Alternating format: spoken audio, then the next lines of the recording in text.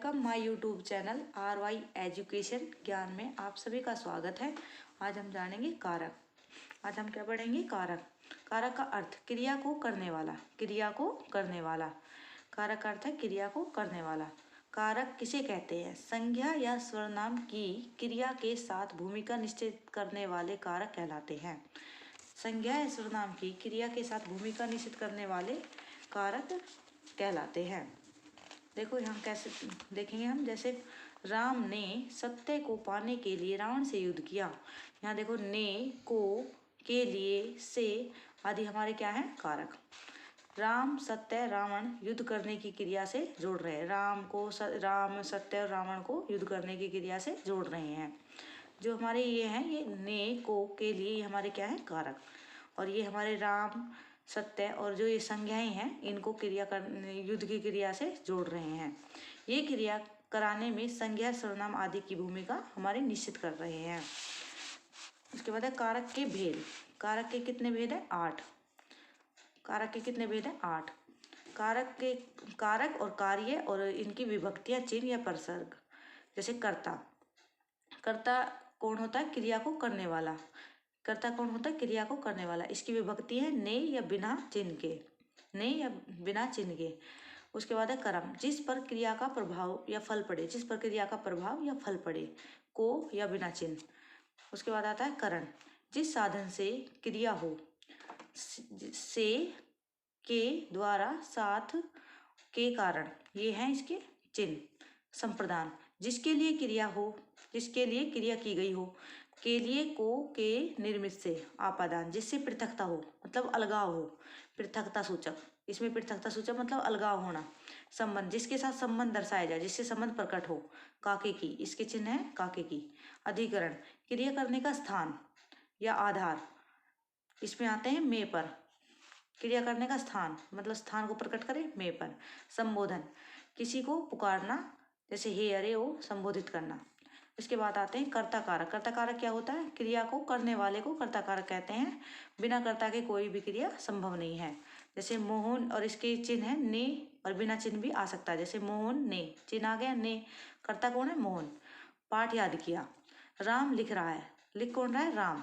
इस तरह आते हैं हमारे कारक। और बिना चिन्ह के भी आ जाते हैं। तो इसमें कर्ता दिखा रखा है मोहन, तो कर्ता कारक कौन हो गया? मोहन, और इसमें राम हो गया कर्ता कारक। उसके बाद आता है हमारा कर्म। कर्म आता है को के साथ या बिना चिन्ह के भी आ जाता है। क्रिया का प्रभाव या फल जिस संज्ञा या सर्वनाम पर पड़ता है, क्रिया का प्रभाव या फल जिस संज्ञा सर्वनाम क्रिया पर पड़ता है, उसे कर्म कारक कहते हैं। माली ने पौधों को पानी दिया। माली ने किसको पानी दिया? पौधों को। तो पौधों क्या हो गया यहाँ पर? कर्म। माली ने किसको पानी दिया? पौधों को, और पौधे हो गए यहाँ पर कर्म। रजनी ढोलक बजा रही, रजनी किसको बजा रही? ढोलक को। तो यहाँ पर ढोलक क्या हो गया हमारा? कर्म। और ये बिना चिन्ह का, ये चिन्ह के साथ आया को। उसके बाद आता है करण कारक, से, के, द्वारा, साथ। और करण कारक का अर्थ है साधन, मतलब किस साधन से काम हो रहा है। जैसे संज्ञा या सर्वनाम के जिस रूप की सहायता से क्रिया संपन्न होती है, उसे करण कारक कहते हैं। जैसे संज्ञा या सर्वनाम के जिस रूप की सहायता से क्रिया संपन्न होती है, उसे करण कारक कहते हैं। इसके जैसे उसने पेंसिल से, साधन क्या आ रहा है हमारे यहाँ? पेंसिल। किससे चित्र बनाया? पेंसिल से चित्र बनाया। उसने पेंसिल से चित्र बनाया। बढ़ई ने लकड़ी से मेज बनाई। बढ़ई ने किससे, साधन आ गया हमारा? बढ़ई ने किससे बनाई मेज? लकड़ी से। तो साधन क्या है? लकड़ी। तो ये हमारा होता है करण कारक। उसके बाद आता है संप्रदान कारक, जिसके लिए क्रिया की जाए, जिसके लिए क्रिया की जाए, वो होता है हमारा संप्रदान कारक। जैसे इसके चिन्ह है के लिए, को। जैसे अध्यापक ने छात्रों के लिए पुस्तक लिखी। किसके लिए? छात्रों के लिए। तो ये हो गया हमारा संप्रदान। पेट के वास्ते मनुष्य क्या नहीं करता? किसके वास्ते? पेट के वास्ते। तो ये हमारे यहाँ संप्रदान, ये संप्रदान हो गया, क्योंकि यहाँ इनका मतलब किसी के लिए कुछ किया जा रहा है, ये हमारे संप्रदान हो जाता है। जैसे मैं मोहन के द्वारा संदेश भेज दूंगा, इस तरह आ जाएंगे। उसे इस पत्र द्वारा सूचित किया जाता है, ये हमारे संप्रदान कारक आ जाते हैं। उसके बाद आता है आपादान कारक, मतलब अलगाववाद दिखाना, किसी चीज से दूर हो जाना, अलगाव के भाव को प्रकट करता है। संज्ञा सर्वनाम के जिस रूप से अलग होने के भाव को प्रकट करे, इसमें भी से आता है और करण कारक में भी से आ जाता था, पर वो से हमारा साधन के लिए आ जाता था, और ये से हमारा अलगाव के लिए आता है, पृथकता मतलब अलग होना। जैसे मोहन छत से कूद पड़ा, ये हमारा मोहन छत से कूद पड़ा है, अलग अलग होने का भाव प्रकट करता है।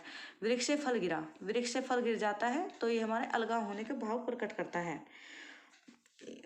इस तरह ही यमुना यमुनोत्री से निकलती है। ये हमारे कई ऐसे आते हैं जो हमारे होने के बाद दोबारा नहीं होते हैं।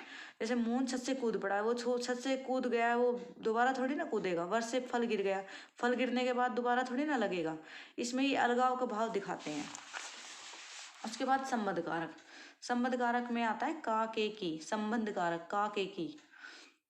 जहाँ संज्ञा व सर्वनाम शब्दों का संबंध वाक्य के अन्य शब्दों के साथ प्रकट किया जाए, जहाँ संज्ञा व सर्वनाम शब्दों का संबंध वाक्य के अन्य शब्दों के साथ प्रकट किया जाए, उसे संबंध कारक कहते हैं।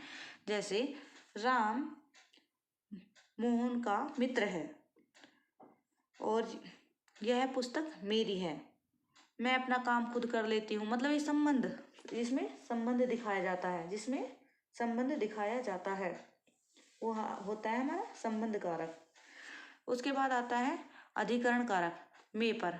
क्रिया के होने के स्थान और काल को बताने वाले कारक को, क्रिया के होने के स्थान, जो क्रिया का होने का स्थान बताए, और जो काल मतलब ये जो हमारे काल होते हैं उनको बताने वाले कारक को हम अधिकरण कारक कहते हैं। तो जो हमारे भविष्य काल, वर्तमान काल, ये काल होते हैं ना, इन कालों को बताने के लिए, भूतकाल, ये इनको बताने के लिए जो हमारे काल आते हैं। जैसे चिड़िया पेड़ पर बैठी है, स्थान बता रहा है ना, चिड़िया पेड़ पर बैठी है, चिन्ह भी आ रहा है पेड़ पर। मैं शाम को आऊँगा, ये शाम को आऊँगा ये बता रहा है कि भाई मैं शाम को आऊँगा, ये हमारा काल के बारे में बता रहा है। परीक्षा मार्च में होगी, ये हमारे भविष्य काल के बारे में बता रहा है। तो जो हमारे काल के बारे में बताए और जो मतलब स्थान के बारे में बताए, वो हमारा होता है अधिकरण कारक। इसके बाद आता है हमारा संबोधन कारक। उसके बाद आता है हमारा संबोधन कारक। हे, अरे, ओ, संज्ञा के जिस रूप में किसी को पुकारा बुलाया सुनाया सावधान किया जाए, संज्ञा के जिस रूप में किसी को पुकारा बुलाया सुनाया सावधान किया जाए, तो उसे संबोधन कारक कहते हैं। जैसे हे भगवान, और इसमें तो चिन्ह रहता है, इसको तो देखते ही पहचान सकते हैं। हे भगवान, मुझे दुष्टों से बचाइए। अरे भाई, तुम अब कहाँ थे? अरे भाई, तुम अब कहाँ थे? ये चिन्ह आ गया है, तो हमें पता चल रहा है संबोधन कारक है। उसके बाद जो हमारा करण और अपादन कारक में अंतर बताया गया है भाई। जैसे जहाँ साधन हो वहाँ, और वहाँ से का प्रयोग होता है, जहाँ साधन होता है वहाँ से का प्रयोग होता है, तो करण कारक होता है।